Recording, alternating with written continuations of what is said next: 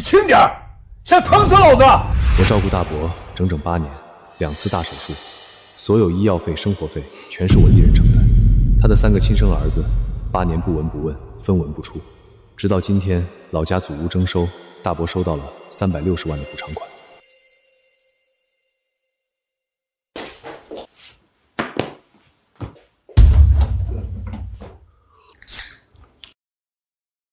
祖屋征收的360万已经全额到账了。爸，您可算熬出头了，这么多年辛苦您了。我们兄弟仨就盼着这天，能让您好好享享福。爸，您是不知道我这些年多难呀！孩子马上上学了，学费、生活费压得我喘不过气，我天天睡不着觉。爸，我创业刚起步，处处都要花钱，到处求人看脸色。我们兄弟仨就靠您拉一把了，您最疼我们了。我心里有数，老大要还房贷，还要养我大孙子，给你120万。老二家娃马上上学了，学费、补习费都要花钱，给你120万。老三刚开公司，到处都要打点，正是缺钱的时候，给你120万。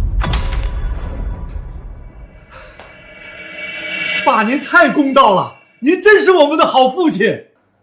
谢谢爸，这下我们终于能缓口气了。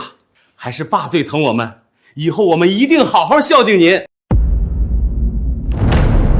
大伯，这8年，端屎端尿是我，花钱出力是我。你3个儿子没管过你1天，现在360万下来，你连1分钱都没给我留。留？给你留什么？我爸的钱他爱怎么分怎么分，我们是亲儿子有继承权，你一个当侄子的也配跟我们抢？就是，养我爸是你自己愿意的，谁逼你了？现在看有钱了就想来分一杯羹，真不要脸。你1个月挣2万多，还差这几个钱？我们比你难100倍，这钱本来就是该给我们的。亲儿子，他当年重病要交几10万手术费的时候，你们在哪儿？他瘫在床上吃喝拉撒全要人伺候的时候，你们在哪儿？我32岁不敢谈恋爱，不敢结婚，不敢买房，8年工资全砸进去，问过我一句死活。沈子言，你怎么这么小心眼儿？你1个月挣2万多，也不差这点钱。你是我亲侄子，孝顺我伺候我本就是天经地义。他们是你堂哥，各有各的难处，你条件好，你就该多担待。一家人用得着这么斤斤计较吗？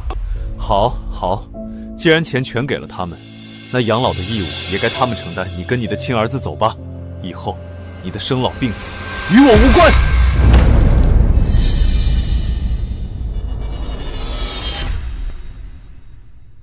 沈子言，你说的这叫什么话？我是你亲大伯，你爸走得早，我就是你半个爹。我不住你让我住哪儿去？他们3个是我儿子，但他们各有各的家庭压力，哪有时间照顾我？我不能去拖累他们。你年轻，有房有稳定收入，你养我不是天经地义吗？我在你这住了8年，你现在说赶我走就赶我走，传出去别人怎么看你？你这叫忘恩负义，你这叫弃养长辈，你这叫不孝。他说腿好就回乡下，腿好了又说冷清，心安而听住了8年，从合租小房换到这套88平的2居室。他要抽好烟，喝好酒，穿好衣，我这些年的工资全花在了他身上。今年32了，谈了2年的女朋友，就因为家里住着大伯，一直不敢结婚。我以为这是亲情，可今天才知道，原来我在他眼里就是个免费的养老工具。那3个8年不管他的亲儿子，才是他的心肝宝贝。8年，我掏心掏肺换来一句天经地义，你心里从来只有你的亲儿子，从来没有我这个侄子。既然如此，我为什么还要养你？好你个沈子言，翅膀硬了是不是？我告诉你，我就赖在你这儿了，我哪儿也不去，你赶我一个试试。我现在就打电话把全村亲戚所有长辈全部叫来，我让他们都看看你是怎么对待秦大伯的。我要让你在城里，让你在我彻底身败名裂。我告诉你沈子言，你必须得好好养着我爸，不养我们就闹到你公司去，闹到女朋友家去，让所有人都知道你是个白眼狼。要是敢不管我爸，我就跟你没完，看谁丢人丢得起。直到这一刻，我才算真正看清你们一家人的罪。少给我们整这些没用的，今天你不养也得养，不然我现在就给你们公司领导打电话，把你不孝的事儿捅到全公司都知道。我是你亲大伯，你就得养我老，这是天经地义，你到哪儿说都没理。行吧，我认了。大伯，你就继续住我这儿吧。这才对嘛，早这么懂事不就完了？非要跟我们对着干，自讨苦吃。就是早这样多好，非逼我们动粗。不过我话说在前头，之前这8年，你们本来也没管过大伯，以后也别来插手我怎么照顾他，省得到时候你们挑3拣4的，大家都麻烦。废话，我们哪有空管他那些破事儿？不然当初也不会送你这儿来。你愿意管你就管，我们才不管呢。就是管他的闲事干什么？你想怎么照顾就怎么照顾，我们绝对不来插手。你只要把老爷子伺候舒服了就行。放心放心，我们以后都不来掺和，省得你又说我们挑事儿。正好，我这2天烟抽完了，你明天记得给我买2条软中华回来，要上次那种特供的。哈哈，也给你大哥我带2条。再怎么说，我也是你大哥，你都升主管了，还没孝敬过了呢。行，我知道了。好了，子明，你快去买点好肉好酒来做顿饭，我们今天要好好庆祝一下，全部拿回来。你们以为我真怕吗？我只是不气要把你们猎 A 吃进去的，我会让你们统统吐出来，该付的代价1分都别想少。好戏才刚刚开始。对了，子言啊，中午别整那些破家常菜糊弄我了，去买只帝王，买点大虾鲍鱼做海鲜宴，再拿瓶飞天茅台，我跟你几个堂哥喝2杯，再烧2斤进口大果车厘子，我给我儿子带点回去。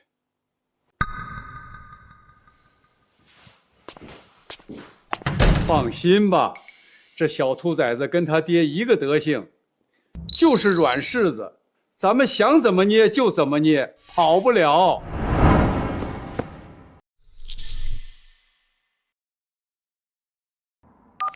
张律师想咨询一件事，我大伯360万征收款全给了3个亲儿子，可他的儿子们8年没尽过1分赡养义务，我能不能以他们遗弃老人为由起诉要回这笔钱？好，我会把所有铁证一一坐实。这360万，还有我8年垫付的所有开销，我要让他们连本带利，1分不少，全部吐出来。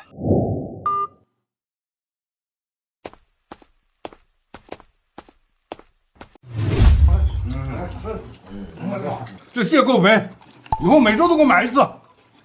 还是子言懂事，以后哥缺钱了还找你要。大伯上周的复查结果出来了，肺癌复发扩散到腰椎，必须马上手术，可能要花100多万，术后大概率永久瘫痪，需要有人24小时贴身照顾。啥？100多万还要摊？你他妈是不是咒我？医生说的尽快手术，拖成晚期就治不了。我可以让大伯继续住我这儿，晚上我下班了照顾他，但这100多万我不会一个人扛，钱你们亲兄弟平摊。我白天要上班，赡养的责任轮不到我一个侄子全包，白天就你们3兄弟轮流照看吧。你说什么？你是不是疯了？我爸8年一直都是你在管，凭什么现在让我们接这要命的烂摊子？这根本就是无底洞，手术、化疗、吃药康复，还有24小时贴身伺候，往后的10几年都是拖累啊！我们都要养家糊口，哪有精力和钱耗？这事我们管不起。沈子言，之前说的好好的，一直由你照看我爸，怎么现在一出大事你就想反悔甩锅？我不管，我是你大伯，你就得对我负责到底。我身子硬朗的时候你抢着养，现在重病要花钱你就想撒手，门儿都没有。100多万瘫痪伺候全是你的事儿，跟我3个儿子半毛钱关系没有。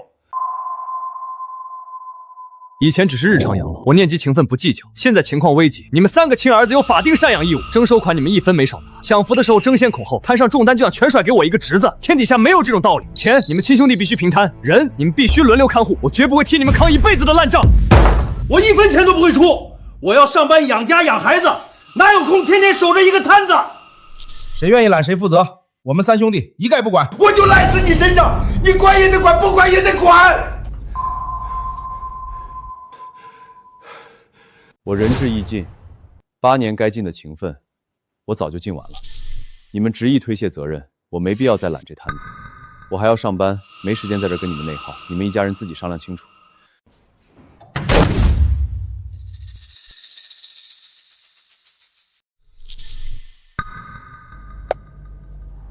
鱼儿，终于上钩了。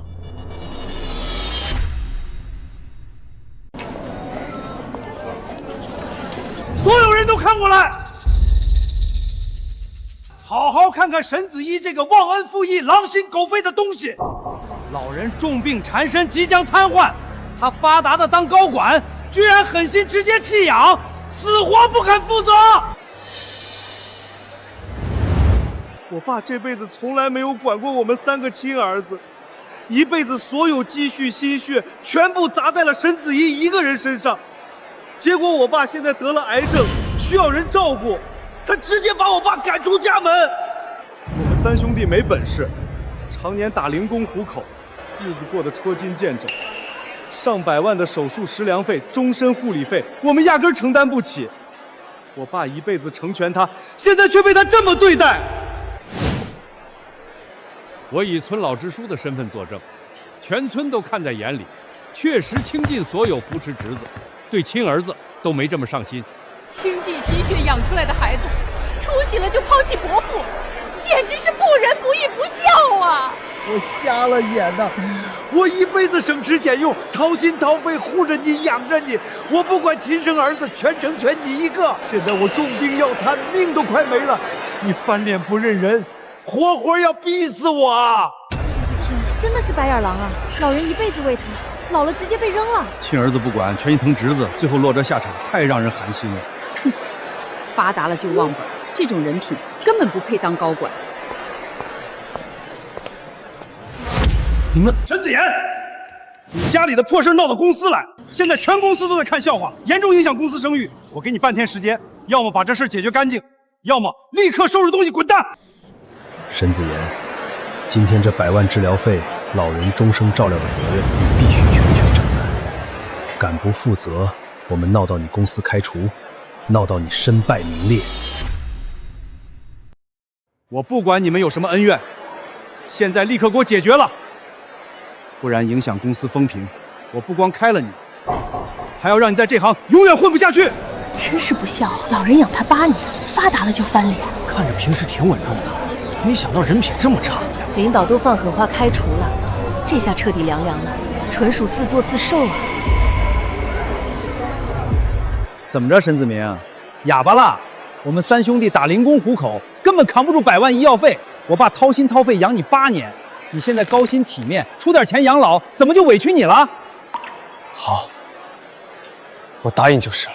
以后大伯的所有治疗费用、终身赡养、贴身照顾，全部由我一个人承担，不用你们三兄弟管。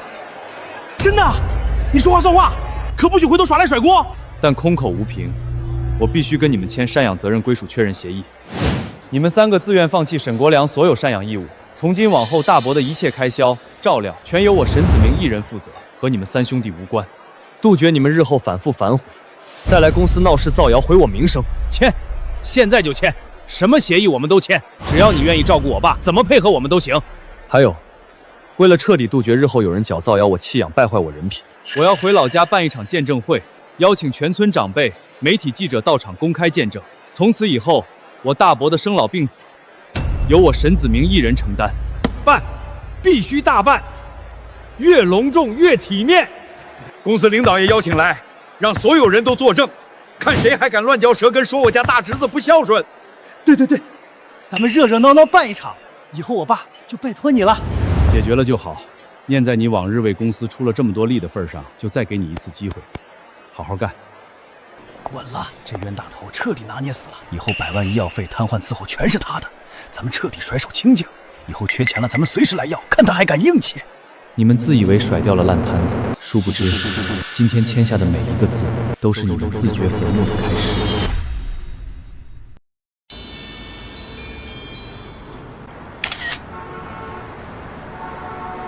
老子拆迁暴富了！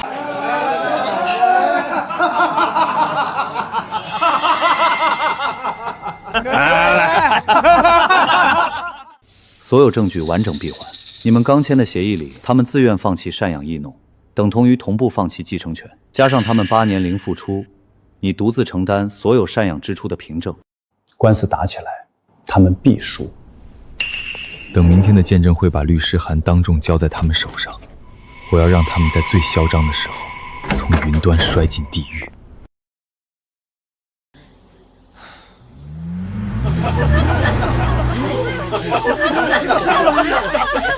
军哥，你还记得我吗？我是沈子言的同学，比你们小2届。当然记得，你不就是子言的青梅竹马吗？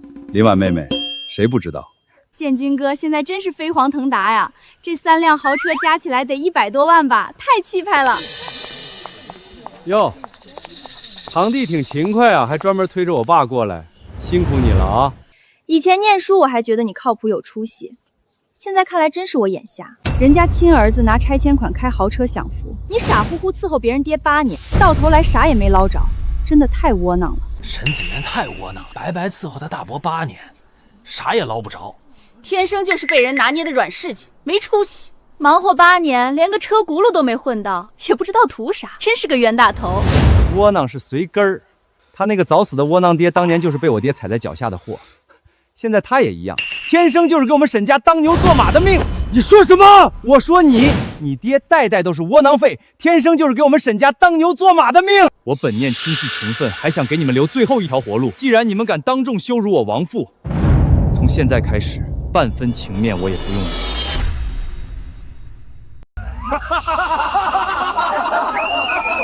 不留情面，沈子阳，你吓唬谁呢？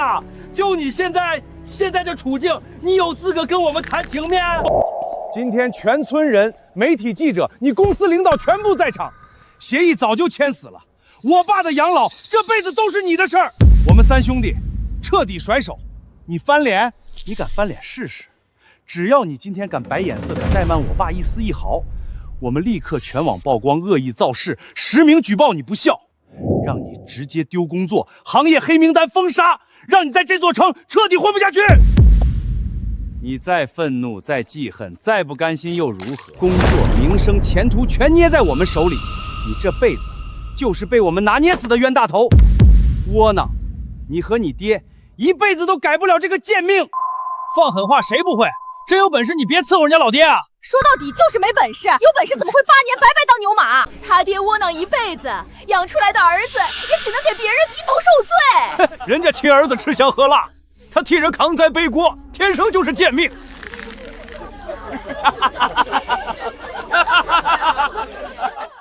当初幸好没选你，没跟着你窝囊一辈子。人穷志短，爹窝囊儿没用，真是一点不假。村长带着记者和领导来了。沈子言，今日全村父老、媒体，你公司领导全员见证。此前你签下赡养责任归属确认协议，自愿全权承担沈国芳老人余生所有生老病死、医疗开销、日常照料一切大小全责，与沈家3兄弟再无关联。现在你当众再确认一遍，往后沈国华一切事宜全权由你一人负责，你确定吗？我确定，往后沈国良老人所有生老病死、医疗开销、日常照料，全部由我沈子言一人全权承担。算你识相，我就知道你不敢不养我。我就说再硬气有什么用，还不是乖乖认命，这辈子你就是我们家的免费保姆，拿捏你死死的。800遍狠话放了，最后还不是低头伺候我爹。窝囊废终究是窝囊废。真丢人！这傻子，这下彻底被套死了，一辈子得给人当牛做马喽。300万亲儿子分，苦罪冤大头扛，太讽刺了。他和他爹就是天生的劳罪贱命。今天请各位前来，除了见证赡养全责，我还有一件事需要诸位共同见证。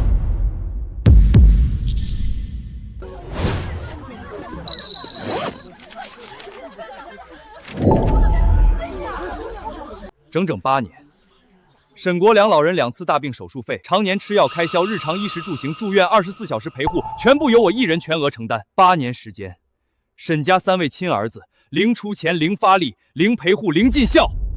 我问你们一句，我说的这些，你们认不认？是又怎么样？8年你伺候了又如何？协议白纸黑字签死了，责任归你，义务归你，你翻旧账有屁用？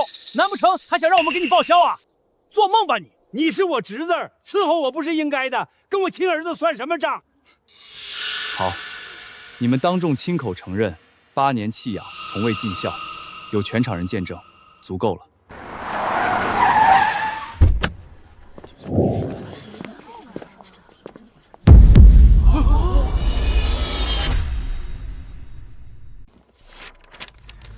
本人受沈子言先生全权委托，今日正式向沈建军、沈建明、沈建峰3人奏档起诉告知函。经核实，你们3人已自愿放弃对沈国良老人的全部赡养义务，长达8年未任何赡养责任。根据我国相关法律规定，未尽赡养义务的继承人依法丧失继承权。沈子言先生正式提起诉讼，要求全额追回360万拆迁补偿款，该笔款项依法由沈子言先生一人继承。放屁！那是我的钱，我乐意给我亲儿子，凭什么要回去？不可能，绝对不可能！我们是亲儿子，家产本来就是我们的，凭什么？骗人！这是你伪造的，我们从来没有说过放弃继承权。你阴我们，沈子言，你阴我们！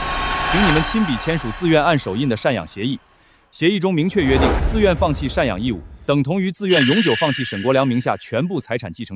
协议已经生效，请3位在3日内退还全部的360万款项。逾期未退，我方将正式向法院提起诉讼，同时申请财产保全，冻结3位名下所有银行账户。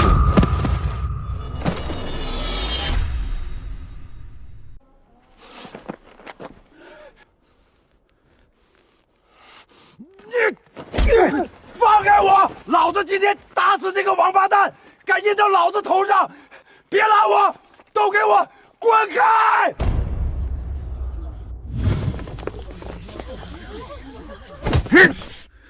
你居然敢算计我爸的拆迁款，还敢告我们！沈子言，你活腻了！我劝你赶紧把诉状撤了，不然老子让你这辈子都不好过。协议不算数，老子不认！一切都不算数，那是我们沈家的钱，跟你半点关系没有，你一分也别想碰。协议是你们4人亲笔签字，自愿按手印，全程录像完整颓存。刚才你们当众承认，8年里从未赡养，从未照顾过亲生父亲，录音录像全部清晰可查，白纸黑字，铁证如山。这场官司，你们必输无疑。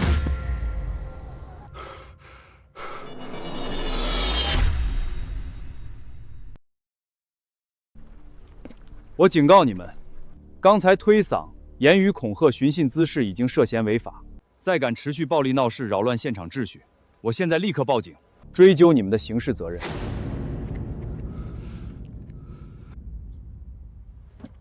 子言啊，我从小待你如亲骨肉，掏心掏肺疼你护你，你怎么能这么狠心，设死局坑我们，非要毁了我们一家子？子言，我们是血脉至亲，一家人打断骨头连着筋，你怎么能这么冷血，专门算计自家人？我们就是一辈子种地的农民，没读过多少书，不懂什么合同套路，我们哪里晓得签个字就是放弃继承权？从头到尾，全是你早就算计好的圈套。我爸苦了大半辈子，就靠这点拆迁款养老养家。我们什么都不懂，本本分分做人，结果被你层层设套算计，掏空我们全家家底。现在我们一无所有，全家彻底没活路了。乡亲们都给我们评评理呀！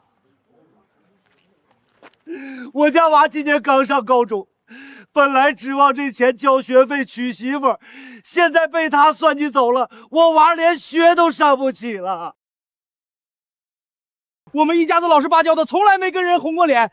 今天被亲侄子逼到绝路，求各位父老乡亲给我们做主啊！我老婆昨天还跟我闹离婚，说拿不到钱就带着娃跑，我们家现在是家破人亡啊！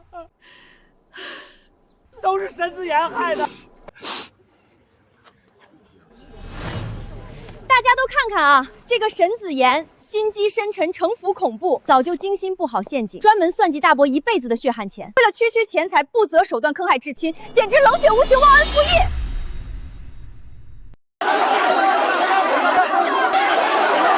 太过分了！哪有侄子这么坑亲大伯的？人家一辈子的养老钱你也抢，太不仁不义了！就是，沈家被你逼得家都快散了，你眼里到底还有没有亲情？看着人模人样的，心思怎么这么毒？专门算计自家长辈，良心都黑透了。我以前还觉得他有出息，托他给我家娃找工作，现在想想都嫌晦气。这种忘恩负义的东西，能是什么好处？就是为了钱，连亲情都不要，以后谁家闺女敢嫁给他，缺德带冒烟的。亏他还是个大学生，书都读到狗肚子里去了，连懂种地的都不如。白眼狼，抢钱的白眼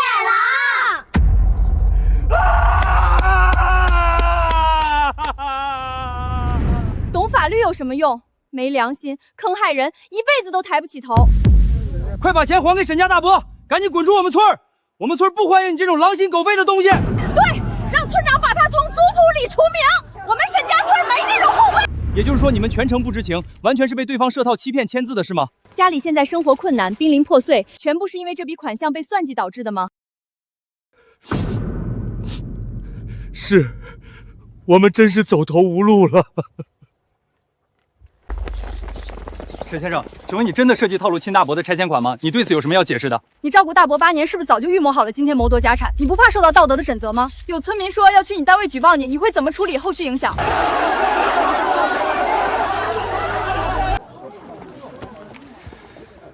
你们演够了吗？你们说我设局，说我算计你们家产。这事儿闹的，说我逼得你们家破人亡，那今天我就当着全村，当着所有记者，好好跟大家算一算，这8年，我到底为这个家，为我这位大伯，付出了什么？8年前，大伯重病摔断腿，坐上轮椅，是你们3个亲儿子齐刷刷甩手走人，是你们亲口说没时间、没钱、不想管，最后是我一个侄子把断腿的大伯接进我自己家，一养就是整整8年。后来大伯得了癌症，前后3次大手术，病危通知书一张接一张。所有手术费、抢救费、住院费，全部是我一分一分攒的工资，掏空我所有积蓄垫付的。你们3个亲兄弟8年里没出过1分医药费，没签过1次病危字。大伯常年慢病，常年吃药，要抽好烟，要吃精细伙食。8年衣食住行、买药复诊、轮椅维修、贴身陪护，所有开销，全部是我一个人承担。我每个月工资到手，1分不剩，全部砸在大伯身上。我自己省吃俭用，不敢乱花1分，全部拿来填你们亲生父亲的养老窟窿。你们在家哭惨，说日子过不下去，可你们知不知道，为了照顾瘫痪大伯，我整整8年，夜夜守床，通宵陪护。我不敢出差，不敢远行，不敢断人，不敢放松。我谈了多年的女朋友，就因为家里常年躺着一个重病老人，我常年无休照顾，掏空积蓄顾家整整8年，我连婚都结不了。我牺牲我的青春、我的存款、我的工作机会、我的婚姻，替你们3个亲儿子尽了整整8年的赡养孝道。你们现在反过来卖惨演戏，颠倒黑白，说我设局，说我冷血，说我算计家产，到底是谁冷血？是谁自私？是谁当了8年甩手掌柜，现在坐享其成，还要倒打一耙？8年赡养，8年付出，8年牺牲，全部有据可查，有单可证。真正被算计、被辜负、被掏空8年的人，是我，不是你们。我从来没想要过大伯家半分财产，我今天站在这里，就是想要拿回属于我自己的东西，想为自己讨回一个公道。我呸！合着我们都被你们一家子当枪使了，拿我们的同情心当垫脚石，欺负人家老实人，是不是？原来8年赡养全都是侄子在扛，3个亲儿子8年不管不顾，太畜生了！对啊，利用我们全村人的同情心，颠倒黑白，冤枉好人，脸皮太厚了。刚才还哭得可怜巴巴，原来是一群白眼狼假可怜，害得我们错怪子言，差点毁了人家的名声。这一家人太恶毒了，真是缺德冒烟了！自己亲爹不养，人家帮你养了8年，你还反过来讹人家钱，还有脸在这卖惨，太恶心了！我活了几十年，从没见过你们这种不孝又虚伪的东西。老父瘫痪8年，你们甩手不管，人家侄子替你们尽孝8年，你们反倒演戏卖惨，利用全村同情抹黑恩人。我今天把话放这儿，即日起暂停你们家所有宅基地申请，再敢滋事，直接从沈氏族谱除名，永远不许踏进村门。大伙说，这种忘恩负义的货色，配留在咱们村吗？不配！让他们滚出去！滚出去！滚出去！滚出沈家村！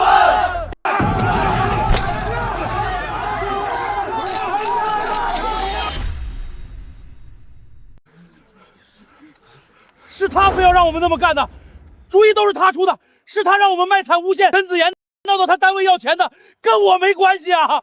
放你娘的狗屁！当初分钱的时候你抢着要，现在出事了就想全推给我，全是他们俩的主意，我从头到尾都是被他们逼着来的。分钱我拿的最少，凭啥现在要我跟着一起背锅？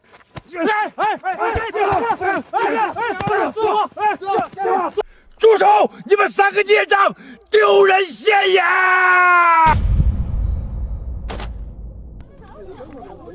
我的天，亲兄弟当场互撕，真是一窝烂到底的白眼狼！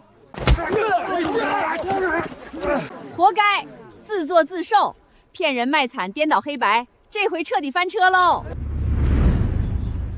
真是一群废物，本来以为攀上沈建军能捞点好处，结果这么不中用，差点连累我一起幸败名裂。还好我跑得快。想跑？刚才煽动全村抹黑子颜，带头颠倒黑白的就是你，你跟他们就是一伙的，别想脚底抹油溜之大吉。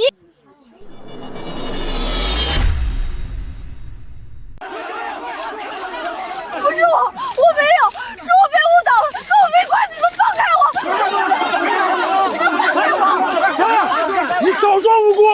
刚才就是你带头煽动全村，颠倒黑白，抹黑子颜。最会搬弄是非的就是你，帮着恶人冤枉好人，现在想摘干净，晚了！墙头草两头倒，心眼歹毒，今天必须给子妍道歉。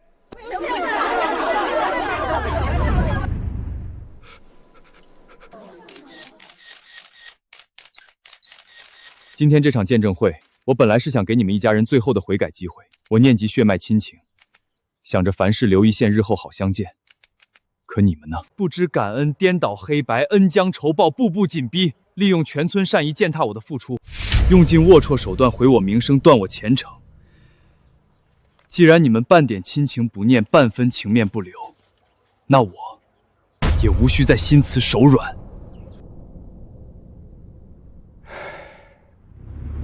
我在此明确表态，大伯的养老、治疗、起居，我依旧全权负责。我会聘请24小时专属护工，全程贴身照料，带大伯完成所有后续手术治疗。人我尽到极致，但你们三兄弟私自侵占、违规私分的每一笔钱款，一分一毫都别想私吞。现在我立刻向法院提交申请，冻结你们名下所有资产，严查所有非法侵占款项，360万拆迁款全部依法重新清算，重新合法分配。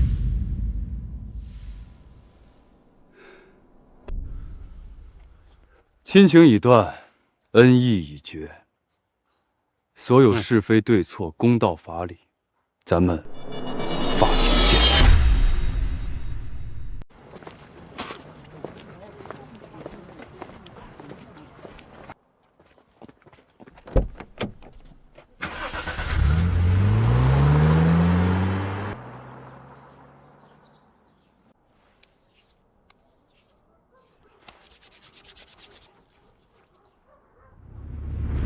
完了！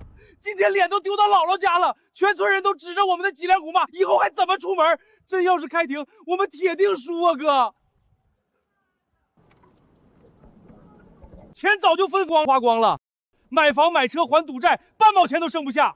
真输了，不仅要把360万全吐出来，还要赔诉付费，搞不好还要留案底，我们这辈子就毁了呀！我不甘心，我们是老沈家亲儿子，房子拆迁款本来就该是我们的。他沈子妍一个外人，养我爹8年就想踩着我们把钱拿走，门儿都没有。这官司我绝不可能让他赢。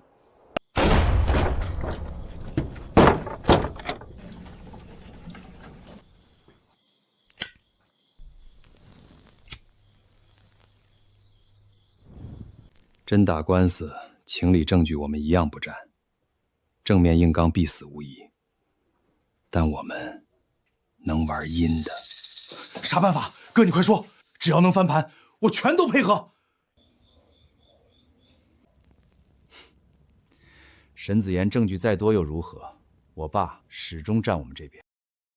他不是大肆宣扬养了我爸8年吗？那我们就将计就计，对外反咬。他8年赡养全是做表面戏，私底下虐待瘫痪老人，克扣伙食，动手伤人。明天我去县医院找熟人开带真公章的假伤情鉴定，你们俩重金买通老护工，让他出庭作伪证，我们再拍惨状视频炒全网热搜，直接定死他！虐待长辈、谋夺拆迁款的白眼狼，全网网暴，舆论压死他，逼公司开除他。他耗不起，拖不住，最后只能乖乖撤诉，求我们私了。这招太绝了，明的玩不过，玩脏的，他根本不是对手。没错，他想要公道，我们就毁他名声；他想要前途，我们就断他前程。就这么定，明天立刻动手，给我爸伪造外伤痕迹，做戏做全套。这一次，我必须把沈子言彻底搞臭，彻底搞垮。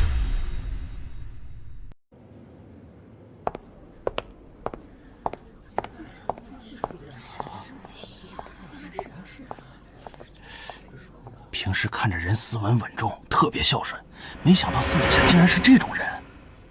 网上视频都传开了，看着也太可怕了，真不敢相信是他做出来的事儿。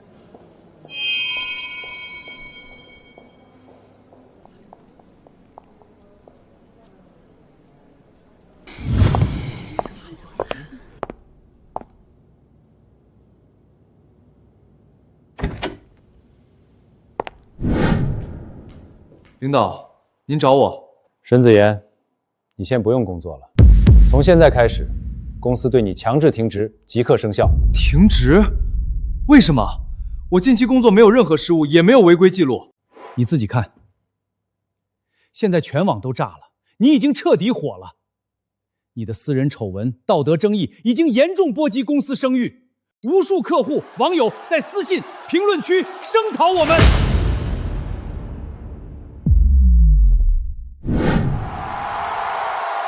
各位网友，各位好心人，我们开这场直播不为流量，不为热度，只为我苦命的老父亲讨一个天理公道。之前所有人都夸沈子莹智孝懂事，都说他比亲儿子靠谱。养了大伯8年，可所有人都不知道，这8年的孝顺全是演的，全是假的。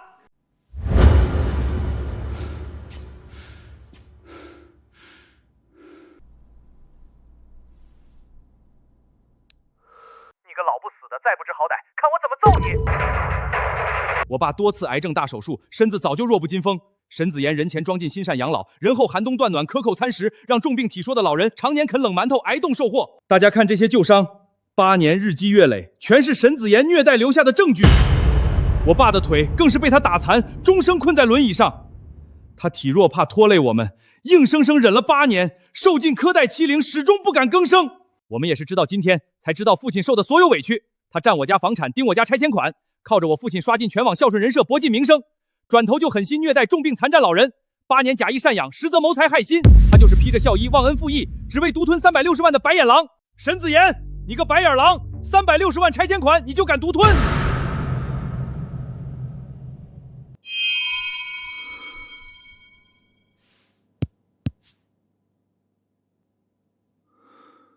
看到了，现在全网舆论彻底失控，已经对公司造成了严重影响。现正式通知你，即日起强制停职，无限期待岗自省。限你在官方规定时限内拿出完整有效证据自证清白，若逾期无法自证，即刻开除，永久拉入行业黑名单。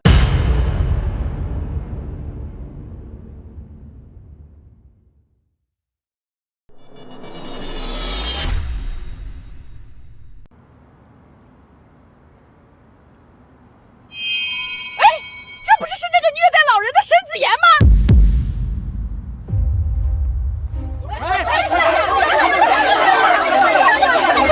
大家快来看，这就是网上那个虐待瘫痪大伯8年，谋夺360万拆迁款的白眼狼，还敢大摇大摆回小区！你还有脸回来？心肠这么黑，也不怕遭报应？虐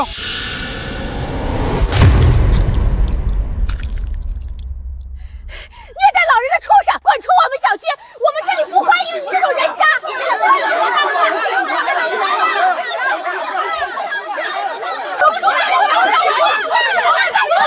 家人们，我现在就在虐老白眼狼沈子言的小区门口，看看他这副样子，真是知人知面不知心啊！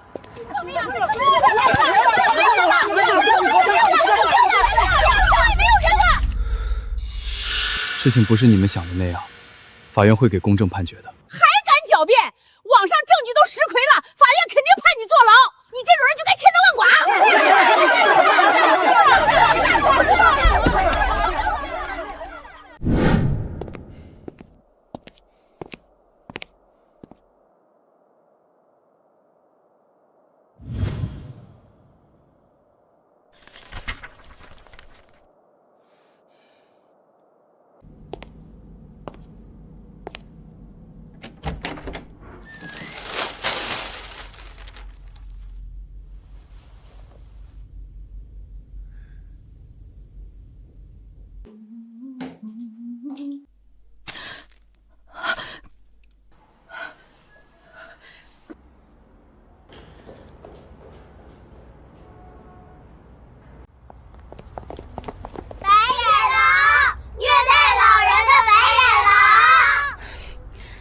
以后离这种坏人远点，知道吗？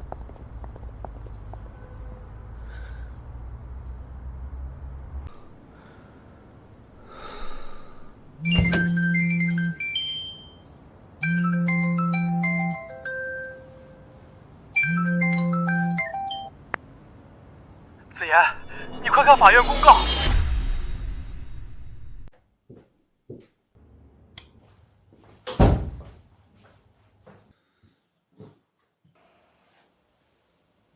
沈子言虐待被赡养人、侵占他人财产一案将于3日后公开庭审，全程网络直播。必须重判，这种人渣最少判10年，不听平民愤，支持直播，让国人万年都看看他这虐待老人的畜生是什么下场。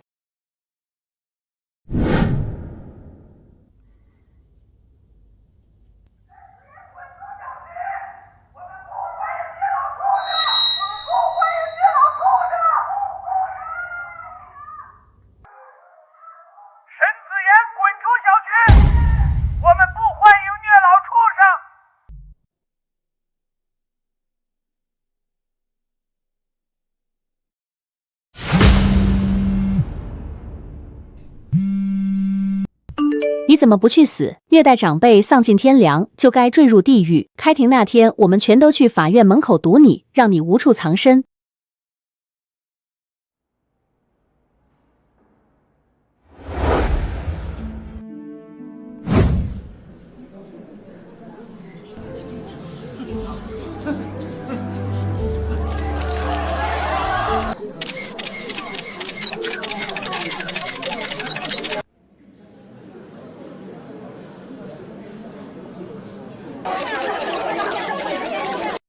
法官大人，这8年，沈子言常年克扣我吃食，稍有不顺心就动手打骂。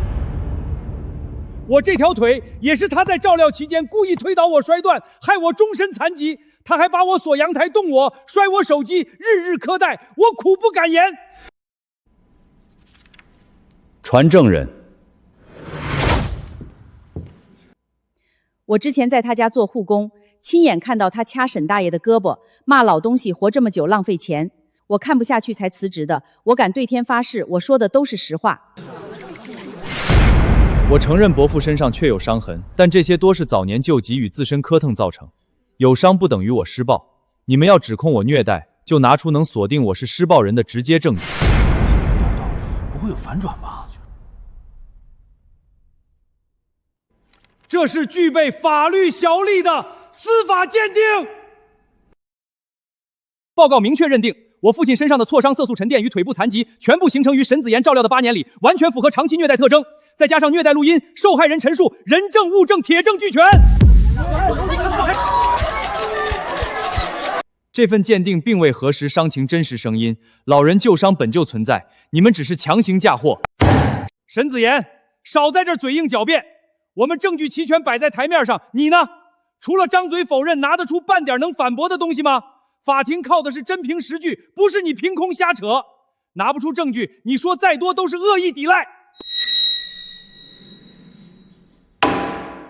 法庭肃静，被告方举证完毕。原告沈子言，针对被告提交的证据，你方是否还有新的证据提交？目前无新证据提交。经本庭审查，被告证据链完整有效，原告当庭未能提交相反证据佐证自身抗辩主张，举证不能，应承担不利法律后果。现在当庭宣判，原告人沈子言虐待被赡养人事实成立，侵占他人财产事实成立，判决如下：一、360万拆迁补偿款全部归原告沈国良所有。2、原告人沈子言承担本次庭审全部诉讼费用。3、针对虐待事实，择日宣判刑事处罚结果。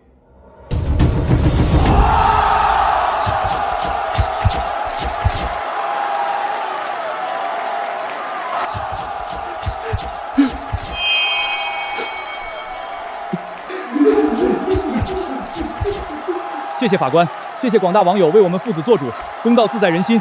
我们一定会好好照顾我爸，也希望某些人得到应有的惩罚，不要再危害社会。跟我们斗，你还嫩了点儿，等着蹲大牢吧你！8年免费保姆当到最后成了街上球，笑死个人！听见没？360万全是我们哥仨的，你这8年工资全砸我爸身上，到头来钱没捞着，工作也丢了，还要留案底蹲大牢，这免费保姆当的真值啊！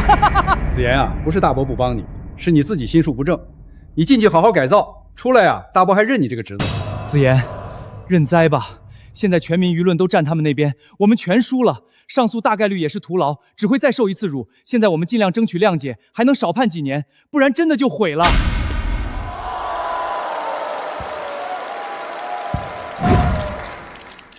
我不服。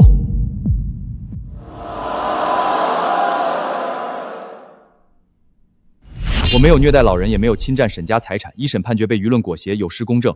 我正式申请2审，我会拿出所有证据，自证清白，反击所有诬告。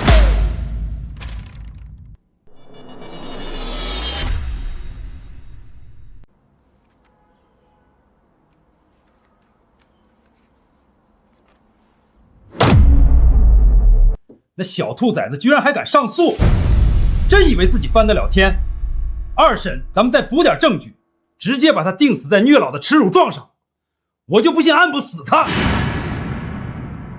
就是现在全网都站我们这边，他上诉就是找死，正好趁这波热度还没散，多开几场直播哭哭惨，既能让网友更恨他，还能捞不少打赏，一举两得。昨天第1场直播，打赏加带土特产的佣金，直接赚了20万，比咱们干3年活赚的都多，这钱来的也太容易了。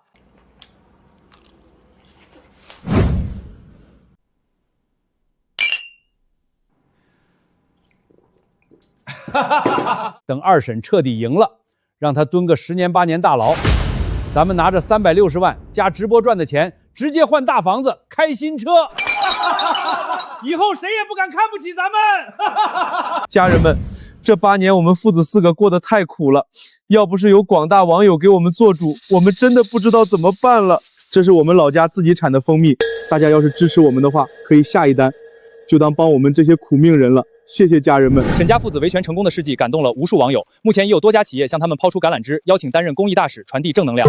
2审我们一定会继续追责，一定要让沈子燕得到应有的惩罚，给所有受虐老人讨一个公道。观众朋友们，沈家父子的维权行动引发了全网的高度关注，舆论一边倒的支持他们讨回公道。建军啊，你们可给咱们沈家村长脸了，以后有什么事尽管跟村里说，村里全力支持你们。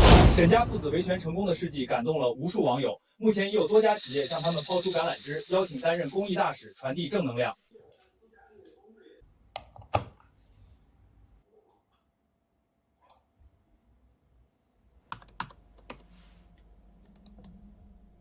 所有泼到我身上的脏水，抢走的东西，加诸的冤屈，我会连本带利，一一清算。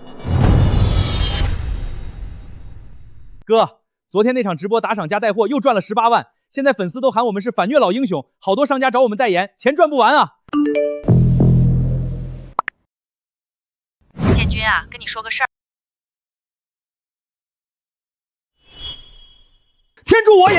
那小子上诉的时候申请了法院上门勘测伤情，下周一法院要上门复核我爸的伤情，要确认伤势是不是长期虐待留下的旧疾。要是核验通过，咱们反攻的50万精神损失费稳拿，还能彻底坐实他虐老的罪名。那还等什么？咱们把救急诱发出来，现场看着越严重，鉴定就越稳。行，我配合。这几天故意少吃饭，熬着不睡，再多用下刺激性药膏，把油腿和身上的老毛病都勾出来。只要法官看着我这病一直没好，那小子就翻不了盘。等赔偿款到手，咱们立马去三亚逍遥。所有人都以为我现在在急着自证清白，所有人都以为我会陷入无休止的自证陷阱，被舆论、被判决、被流言耗死，但他们都错了。真正的翻盘，从来不是自证无罪。与其到处找证据证明我没做过，不如让他们自己把罪证递到我手里。贪心，就是他们给自己挖的第一个坑。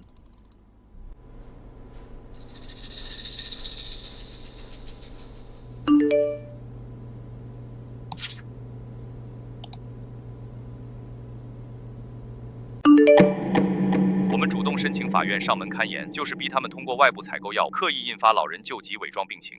这些采购记录、出入记录，再结合后续法院上门时的勘验，足以印证他们为迎合虚假鉴定，蓄意伪造受害状态。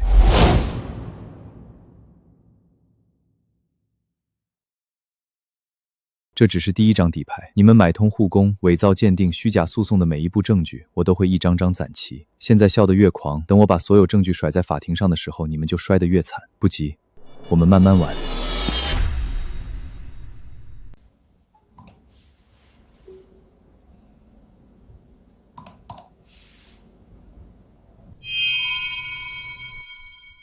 等下医生处理完这伤，咱们就拿去做鉴定，到时候改下鉴定时间，就说是沈子怡之前打的。爸，你这几下往台阶上磕的真值，等拿到钱，我给你买200克的大金链子戴。咱们这波赚翻了。这是10天前的监控，诊所老板刷到沈家的直播认出来他们，主动把公共监控发过来的。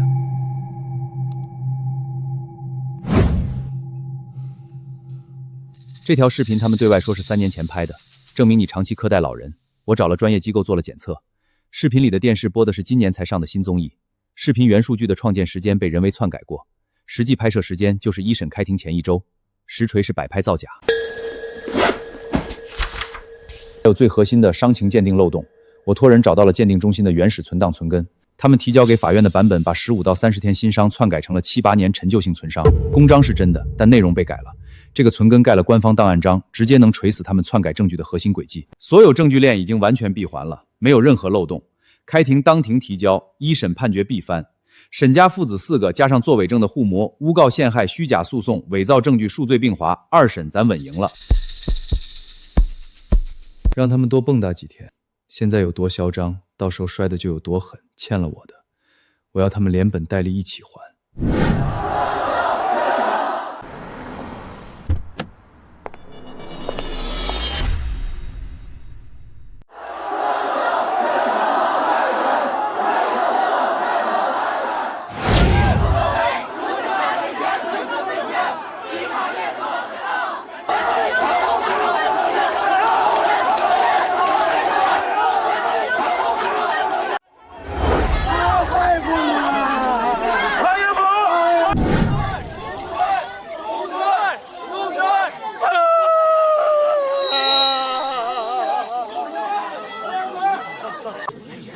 各位网友，各位在场的老乡，今天就是2审开庭的日子。我们今天来这么多人，就是要让法院看看老百姓的态度。这种虐待老人8年的白眼狼，不判10年以上就是不公平。要是法院敢偏帮他，我们就天天来门口闹，闹到他被重判为止。我们就是要替天行道。所有支持我们正义维权的家人们，扫这个码捐款，1块2块都是心意。我们拿这些钱当反虐老公益基金，后续还会开直播给大家看明细。今天捐款的都能进我们的粉丝群，实时跟进判决结果。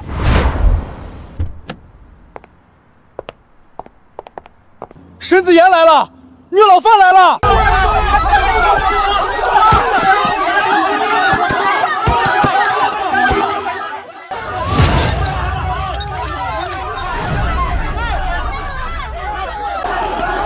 等下我们凑上去故意碰他，他敢躲就直接倒，拍下来当庭给法官看，就说他开庭前还报复我们殴打老人，直接让他败诉。让开让开，我要跟这个虐老犯讨个说法。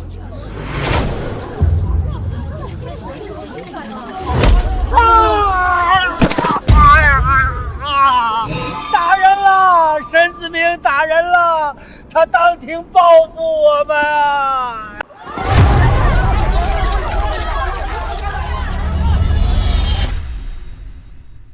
我的腿断了，骨头碎了，他报复我，他开庭前还敢动手打我这个老头子，8年打不够，今天还要当庭行凶，天理何在呀？大家都看见了，全网都录下来了，我们只是想来法院讨公道，他居然当众动手报复，开庭之前都敢暴力伤人，这8年虐待绝对千真万确，你好大的胆子！司法机关门口2审开庭当天，你公然动手殴打原告老人，你这是藐视法庭，你这是蓄意报复，你这是罪上加罪。今天就算法官想帮你，全网几百万友也绝不答应。所有在场乡亲，所有直播间家人看清楚，这就是沈子言的真面目，人前4分体面，人后凶狠暴虐。1审输了怀恨在心，2审开庭之前当众暴力报复受害老人，这已经不是简单的虐老了，这是恶性行凶，挑衅大众，太嚣张了！当庭行凶，必须重判，严惩到底。大家不要被误导，刚刚是对方主动碰瓷冲撞。沈子言全程没有任何动手行为。还敢狡辩？视频都拍得清清楚楚，你们律师就是帮凶，帮着恶人洗白，欺负我们老百姓没背景。我们父子维权太难了，被他欺负8年，今天讨公道，还要被他打，被他污蔑碰瓷。今天要是不给我们一个说法，我们就躺在法院门口死给你们看。我现在把话放这里，想和解可以。第一，沈子言当众跪下给我爸道歉；第二，当庭承认8年虐老全部罪名；第三，额外赔偿我们100万人身伤害、精神损失，少1分钱，少1句道歉。今天绝不罢休。听见没有？跪啊！现在给我爸磕3个响头，我还能少要你50万赔偿，不然等下进了法庭，你不仅要赔100万，还要蹲10年大牢。你的房子、存款全得判给我们，到时候你连住的地方都没有，哭都没地方哭去。跪一下怎么了啊？你都照顾我爸8年了，给他跪一下当尽孝了呗，又不会少块肉，这么倔干什么？别给脸不要脸啊！现在跪我们还能饶你点，不然让你全家都跟着你丢脸，让你爸妈在地下都抬不起头。跪下道歉，严惩虐老犯。你们靠碰瓷造假、舆论活挟逼我下跪认错，笃定我百口莫辩，必输无疑。但你们今日施加的每一次羞辱，每一次构陷，未来都会变定死你们的罪证。我绝不跪，绝不认，绝不妥协。法庭之上，我必翻盘。请双方当事人立刻停止喧哗，2审庭审即将开始，请原被告双方马上进入法庭，所有争议请在庭审过程中依法陈述。你死定了！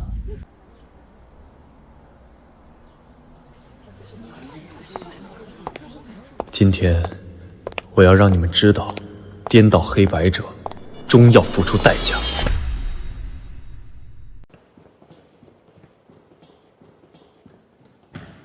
子言，等一等。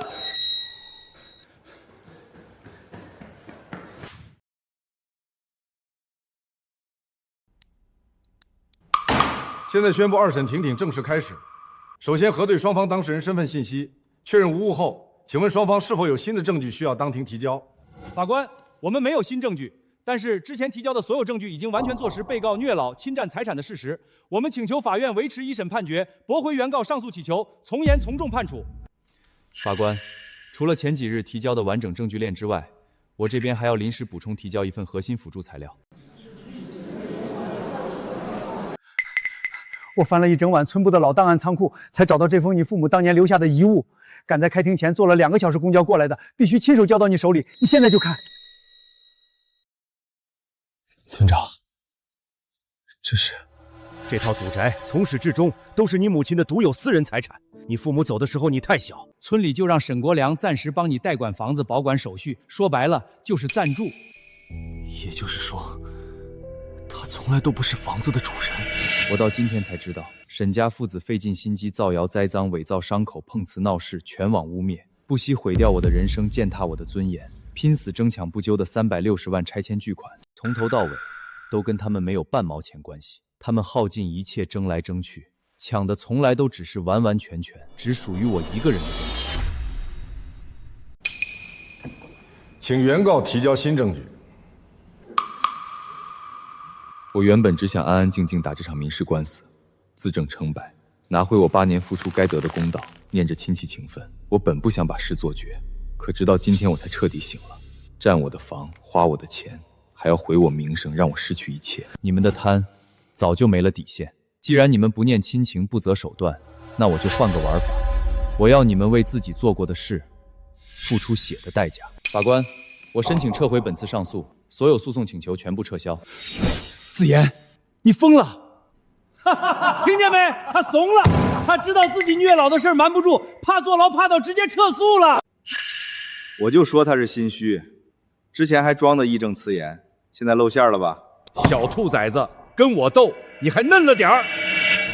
果然是理亏了，不然好好的官司为什么要撤？看来之前网上这是怕查出来要坐牢，赶紧撤诉想私了吧？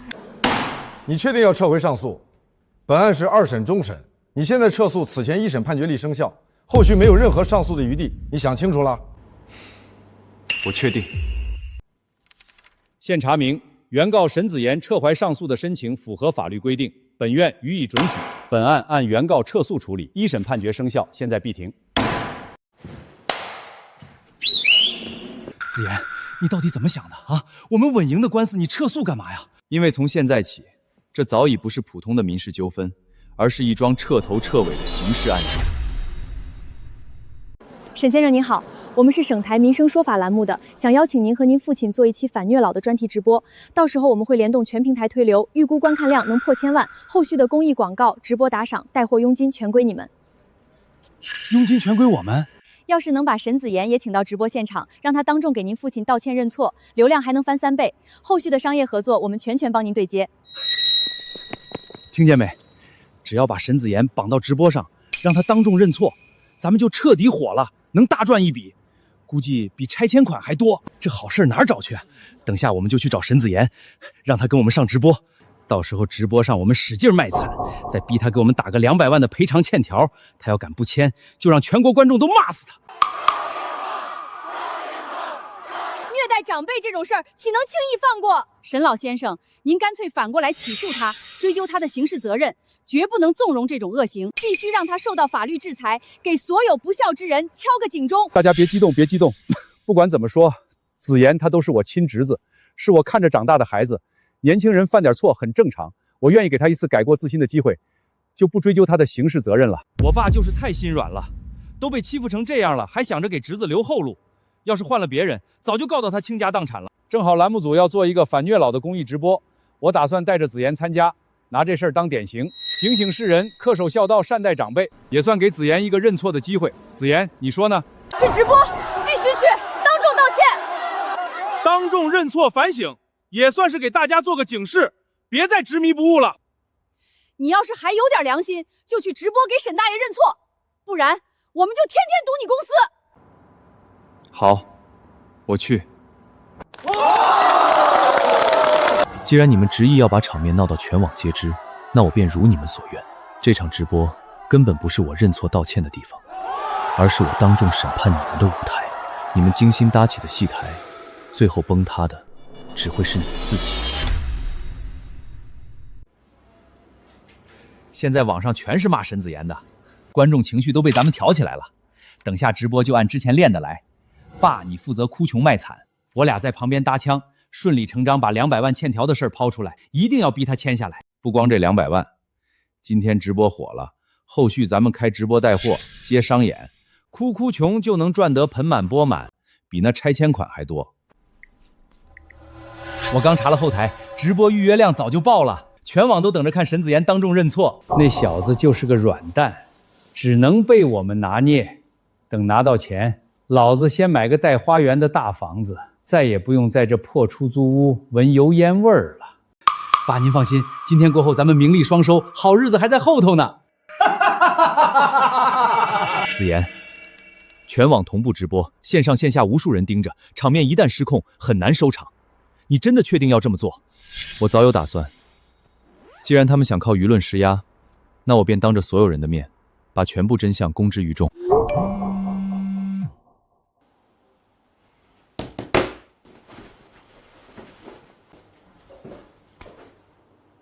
时间不早了，我们出发。你看今天那个虐老的直播没？就是那个侄子把大伯虐待了8年的。真不是个东西，白读了那么多年书。这种人怎么不去死啊？虐待老人还有脸活在世上？等下直播我必须骂死他。你说现在的年轻人怎么这么没良心？大伯养他那么多年，他还虐待人家，换我直接打断他的腿。今日上午10点，备受关注的沈某虐老案当事人将做客省台直播公开道歉。我们也在这里呼吁所有年轻人引以为教，恪守孝道，善待长辈。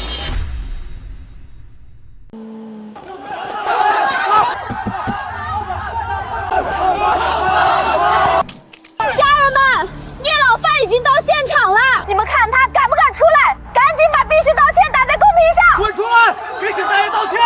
你这种人不配活在世上。要不咱们走后门吧，这也太乱了。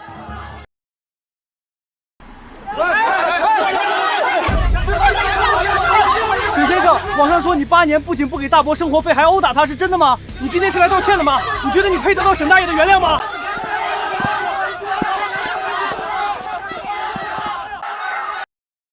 你们看这个虐待老人的畜生，跟咱们还是一个村的，真丢人！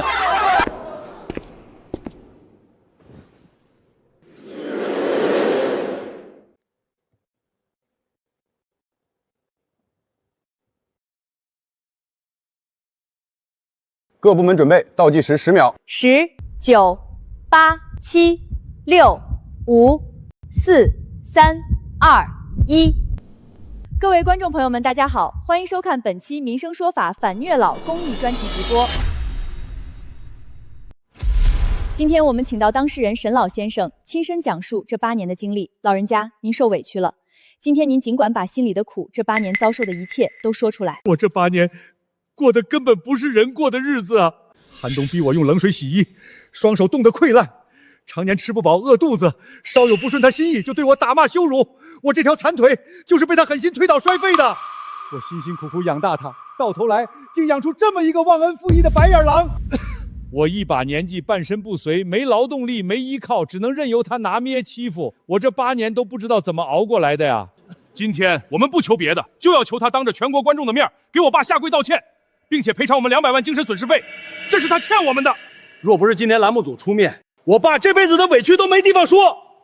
他就是看我爸祖宅拆了有360万，想把钱全吞了，还要饿死我爸。太不是人了，连老人医药费都不给交，简直畜生不如，必须坐牢。沈子言跪下道歉，给老人家赔罪。沈子言，沈老先生一家的控诉有证据佐证，全场和全网都听得真切。面对虐老指责与老人的血泪控诉，你还有什么要辩解的？我无需辩驳。你们此刻的愤怒、指责、唾骂，看似站在道义一方，实则早已被精心编织的苦情戏裹挟。他们利用大众对弱者的怜悯，消费人们的善良，用眼泪伪装委屈，用伤痕编造苦难，靠着肆意煽动的情绪颠倒黑白，构陷栽赃。今天我手中的这些铁证，就是撕开这场骗局的利刃。是非对错，就让真相当众定论。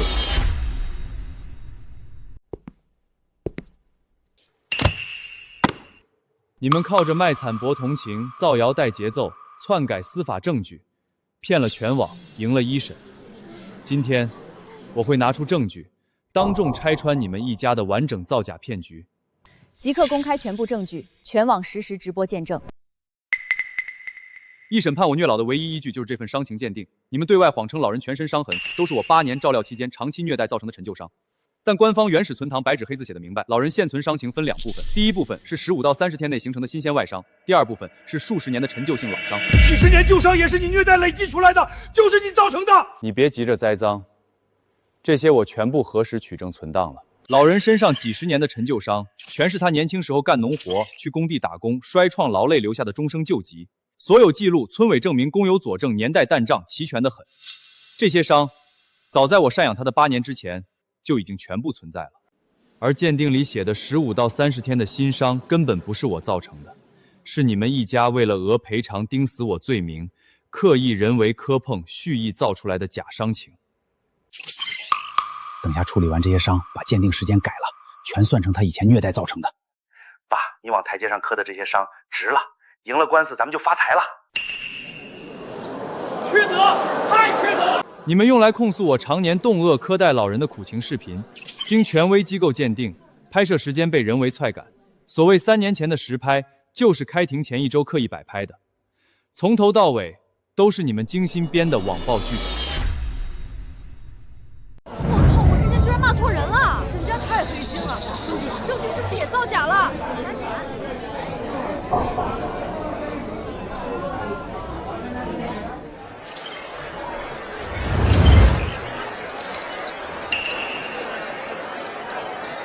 我申请法院上门复核伤情，你们心里有鬼。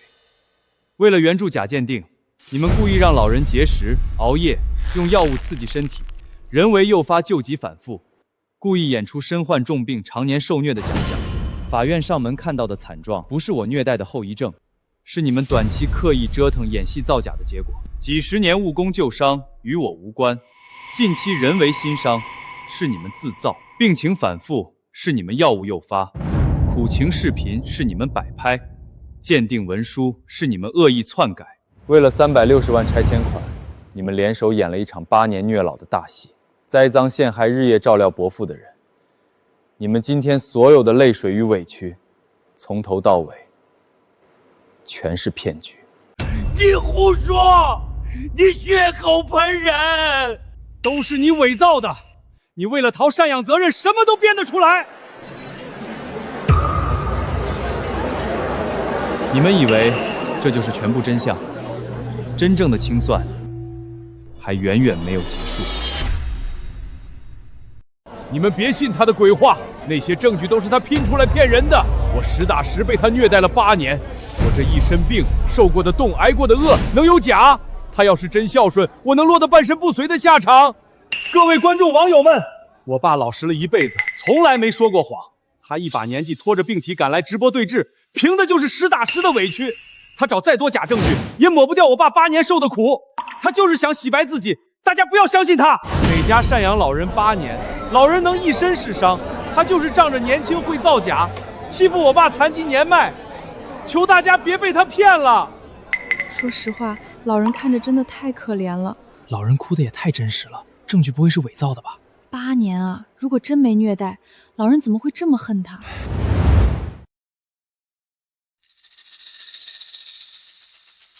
沈子言，你是否还有其他证据回应现场与全网的所有质疑？你们一直说是我亲手推了伯父，导致他断腿瘫痪。今天我就当众撕碎你们满嘴的谎言。沈国良这条残腿根本不是被我推倒摔伤，8年前他工地高空坠落，重伤之残，有完整工伤称定书、手术存档为证。当年10万工伤赔偿款被你们3兄弟私分掏空，你们拿完钱转头甩手不管，把重伤卧床的亲生父亲丢在医院无人问津。是我这个侄子垫付全部医药费，签下手术同意书，把他从鬼门关拉了回来。这是872份，沈国良整整8年购药、复诊、康复、理疗的单据，所有款项全部是我自费承担，一天没有断过。试问天底下哪一个施虐的人会心甘情愿自掏腰包，8年如10日，给他养伤治病、贴身照料？这是8年冬季棉衣被褥、全套取暖设备、全屋防滑扶手、卫生间无障碍的改造记录。我花重金改造全屋设施，严防他摔伤受冻。如果我真的存心动他、虐他、折磨他，我何苦费尽心思护他周全，为他兜底？这是社区街道8年逐月审查的官方存档，月月上门，次次核验，每一笔评语都是赡养尽责、照料周到，老人起居安稳。官方8年连续拜书全程见证。你们几句卖惨眼泪，几场刻意表演，也配抹杀我实打实的8年坚守？证据也太全了，官方记录根本做不了假。我刚才还信了沈家的话，真是被卖惨骗了。是啊，真要是虐待老人，社区早就介入了啊。你们只会对着镜头哭诉8年委屈，表演受尽苦楚，而我是咬牙扛下8年责任，默默兜底8年。你们博取的每一分全网同情，收掘的每一丝舆论善意，全是踩着我8年的隐忍付出，颠倒黑白骗来的。这些都是你做的表面功夫，背地里你就是故意折磨我。表面功夫可以装1天，可以演1月，可以伪善1年，但装不了整整8年，骗不过日复一日的800多个日夜。你可以颠倒黑白，忘恩负义，但这层层叠叠、真实可查的8年记录，绝不会陪你们演戏。今天，我放出最后的监控，这是我这8年被逼到一次次绝境，咬牙死扛的全部真相。你轻点儿，想疼死老子！陈子言，我们分手吧。再等等，你再陪我撑一段时间，我一定会好起来的，我一定会还清挚爱。怎么撑？你把我们结婚攒的12万全部都拿来给你大伯做手术了，他3个儿子管都不管，现在身无分文，一身负债，身边还拖着重病瘫痪的大伯，你拿什么娶我？我们以后怎么过日子？分手！李大伯的手术费还欠8万，要尽快交上，不然后续的治疗和康复没法开展。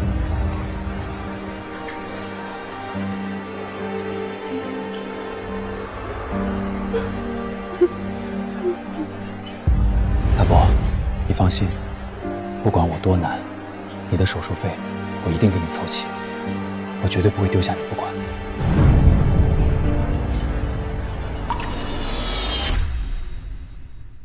住院全程，他3个儿子只来分走10万赔偿款，此后再无露面，所有费用、日夜陪护、端屎端尿，全是沈子妍硬扛。我亲眼看着他挨骂受辱，被恋人抛弃，凑钱凑到崩溃痛哭，却从没丢下老人半步。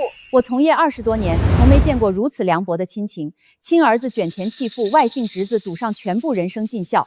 老人动辄打骂踹踢，他受尽委屈，转头依旧尽心照料。这份担当，亲生子女都望尘莫及。我全程见证。沈家3子零付出、零担当、零孝心，所有苦难与压力全由沈子妍一人承担。他对得起沈家上下所有人，唯独亏欠了他自己。沈子妍，对不起，我们错了，我们被沈家的眼泪蒙住了眼睛，跟着舆论一起指责你、怀疑你。我们肆意用恶意揣测一个拼命尽孝的人，我们的盲目跟风把你推向了深渊。今天看完这些，我恨不得找个地缝钻进去。我们欠你一句最真诚的道歉。沈家父子，你们还要不要脸？拿完赔偿款对父亲不管不顾，任由侄子倾尽一切替你们尽孝，转头还要倒打一耙，污蔑恩人虐待老人。你们披着亲情的外衣，干着最肮脏龌龊的勾当，简直狼心狗肺。我们被你们精心编排的戏骗了，错把豺狼当成弱者，把隐忍的好人当成恶人。我们之前对你的每一句指责，都是在往你心上捅刀子，真的对不起。8年忍辱负重，赌上爱情积蓄人生去照顾一个毫无感恩之心的老人。你们3个亲生儿子躲在背后坐享其成，最后要抢拆迁款毁掉他的人生。像你们这样忘恩负义的东西，根本不配为人子女，不配活在世上。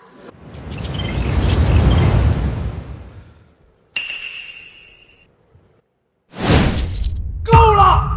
你这么清白，这么委屈，证据这么全，那你2审为什么要撤诉？你没罪，为什么不敢让法院判？你就是心有鬼，你就是想私吞我们家拆迁款。沈子妍先生，我相信这也是现在所有人都想问的问题。你明明手握全部铁证，明明可以当庭彻底洗冤，胜诉翻盘，那你2审为什么选择撤诉？沈国良、沈家军、沈建明、沈建峰，我们接到报警，你们4人涉嫌非法侵占巨额私人财产，以及捏造事实诽谤、伪造证据诈借等多重罪名。现在依法传唤你们4人配合调查，请跟我们走一趟。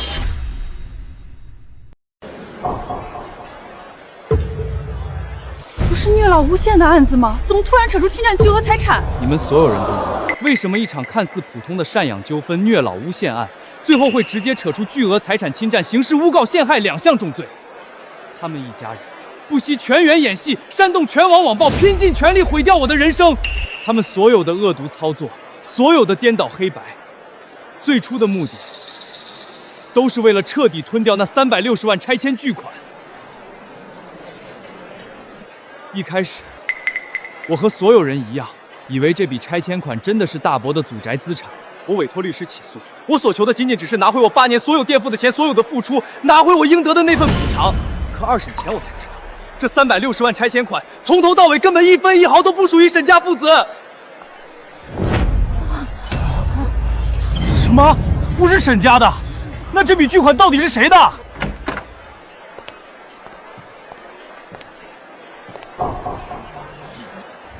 各位，我今天带来了这套祖宅全套的原始存档。这套赔付360万的拆迁祖宅，产权、遗产、归属权，100%属于沈子妍已故生母的个人婚前财产，和沈国华和沈家3兄弟没有半分关系。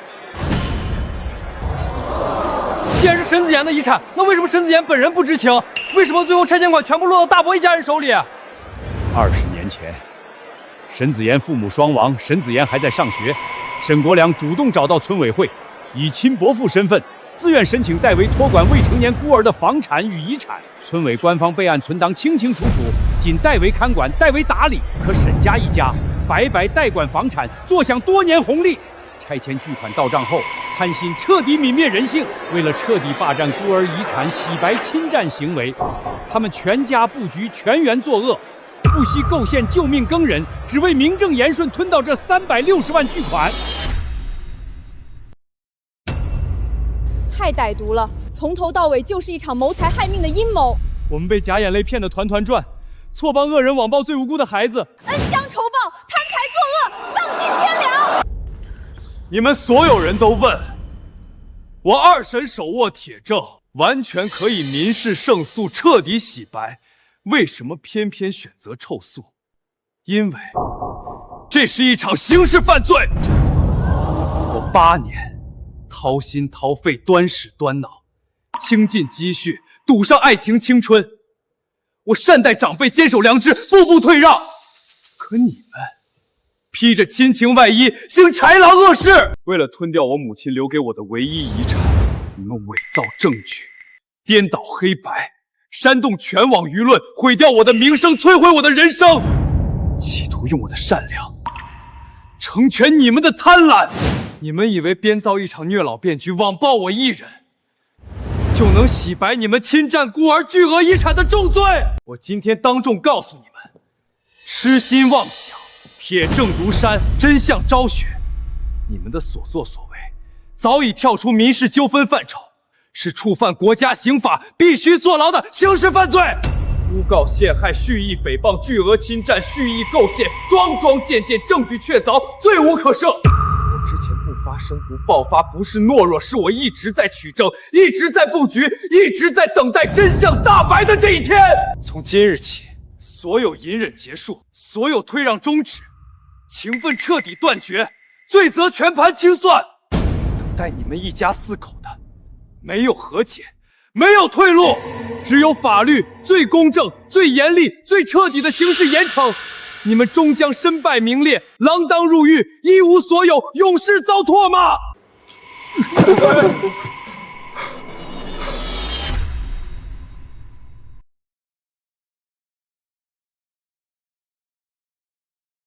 我们都错了，我们所有人都被舆论裹挟，被假象蒙蔽。我们只听了一面之词，就肆意用恶意、用谩骂、用网暴去伤害一个默默尽孝、最无辜、最善良的人。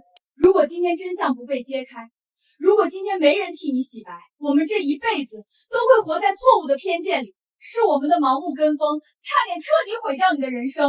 如果善良换来的都是无温饱，都是倾家荡产，那以后这世上还有谁敢选择善良？对不起，沈子莹，我们代表所有曾经误解你、伤害你的人，跟你郑重道歉。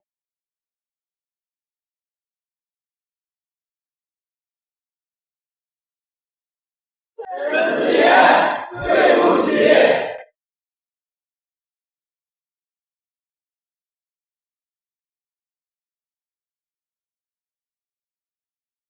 真正有罪的是他们！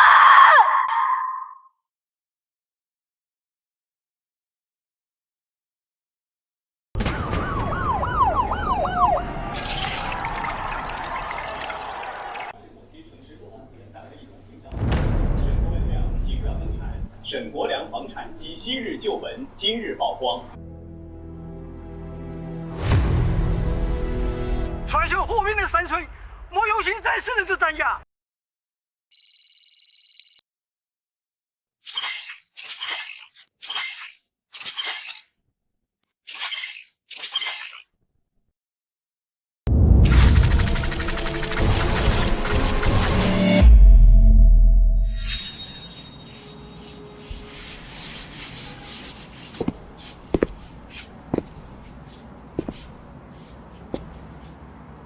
子言，对不起，之前是我们糊涂，是我们蠢，我们听信沈家一面之词，跟风议论你，诋毁你，用最难听的话冤枉你，以为你良心歹毒，是我们对不起你，让你在这个小区白白受了这么久的冷眼和委屈。之前网上那些辱骂你的私信，小区群里的恶语，很多都是我们一时糊涂跟风发的，我们已经全部删除，在群里发了澄清公告，今天当着所有人的面跟你诚恳道歉，委屈你了，孩子。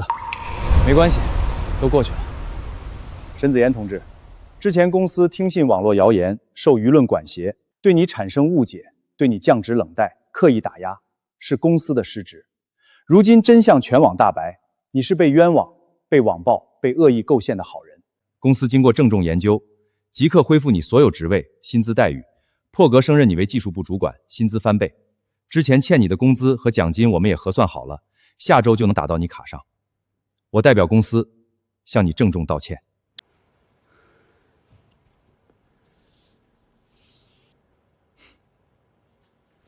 谢谢王总，我会好好干的。沈子言，最新进展，警方已经对沈家4口正式立案侦查完毕，前期留序，现已依法冻结沈家名下所有房产、豪车、存款、拆迁款全部资产，所有非法侵占、转移、拆分的财产全部被司法查封保全。360万拆迁款，法律层面可以全额追回，归还给你本人。所有被他们恶意侵占、挥化、分羹的你的个人资产，我们会逐项追诉，全额追偿。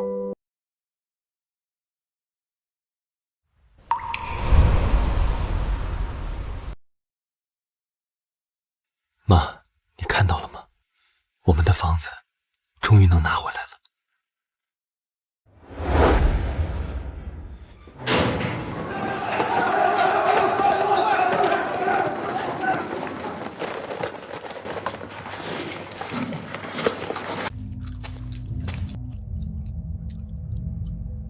老东西，你也配吃饭？占孤儿的遗产，构陷救命恩人，你这种缺德的，在我们这儿就是最下贱的，滚一边去！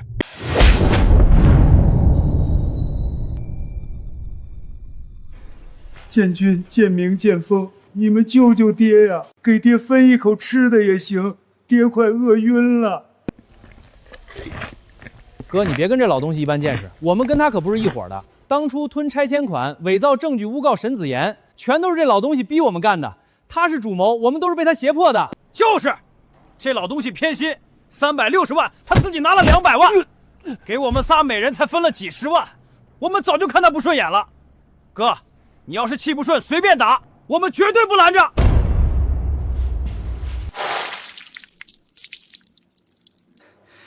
老不死的，要不是你贪心不足，非要把沈子言往死里逼，我们能落到坐牢的地步？你就是个害人精，活该被打！我养出你们3个白眼狼，我为了你们贪心敛财，为了你们害人构陷，我亲手辜负了真心待我8年、尽心伺候我的沈子言，我这辈子真是蠢到家了。你还有脸说？要不是你非要赶尽杀绝，我们能丢工作，能离婚，能坐牢，你自己找死，别拉着我们垫背。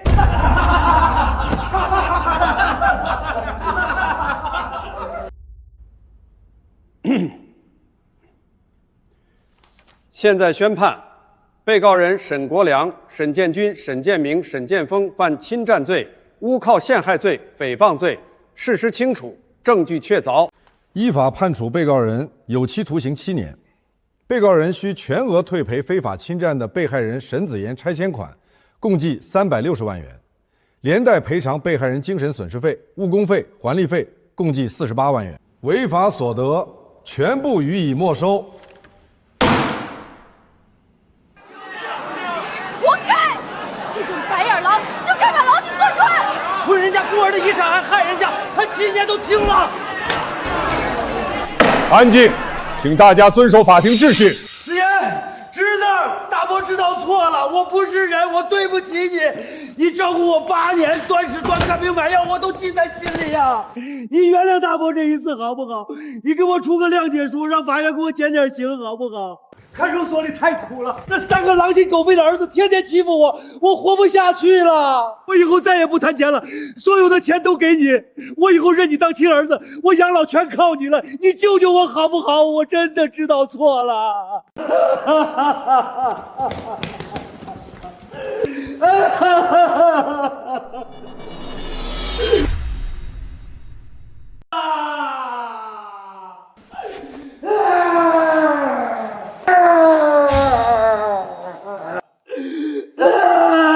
你不是知道错了，你只是走投无路了。你疼了一辈子的3个儿子，现在反过来欺负你，你没地方去了，才想起我这个傻子的好。8年，整整8年，我父母双亡，无依无靠，我把你当成世上唯一的至亲长辈，我打工养你，伺候你起居，端屎端尿，出钱治病，倾尽所有积蓄，我掏心掏肺，毫无保留，把我所有的善意、所有的真心全都给了你。可你是怎么对我的？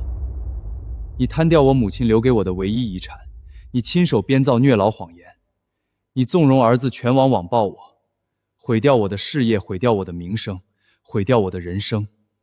你从来没有过半分愧疚，你吃香喝辣，拿着我的钱享福的时候，你没想过我半点好。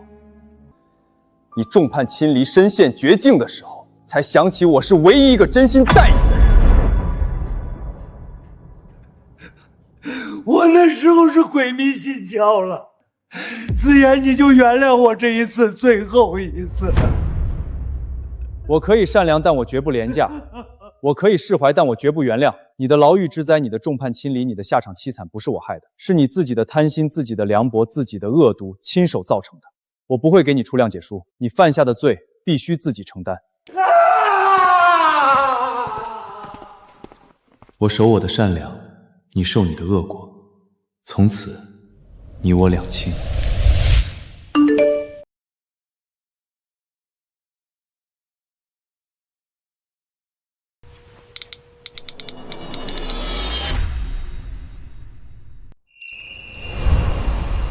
小沈啊，你每个周末都来陪我们这些老太婆，真是个好孩子，以后肯定有好报。奶奶，您快别夸我了，我就是周末没事儿过来陪您说说话。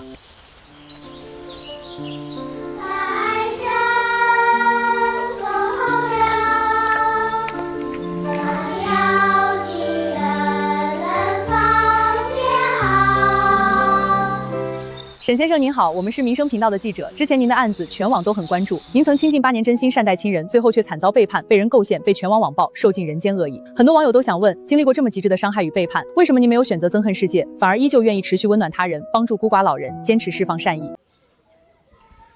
我经历过极致的恶意，所以我更明白善意有多珍贵。我曾经被辜负过，但我从来不想因为别人的恶毁掉我自己骨子里的善。我坚持行善，不是为了回报任何人，只是为了告诉我自己，告诉所有看过我故事的人，善良从不是任人拿捏的软弱，而是历经世事沧桑，看透人性惩恶之后，依旧选择向阳而生的最高贵的风骨。我不能因为遇到了几个坏人，就否定所有的善意。看过人性至暗，但我依旧会向阳而行。哥哥，给你。老师说你是超级大好人。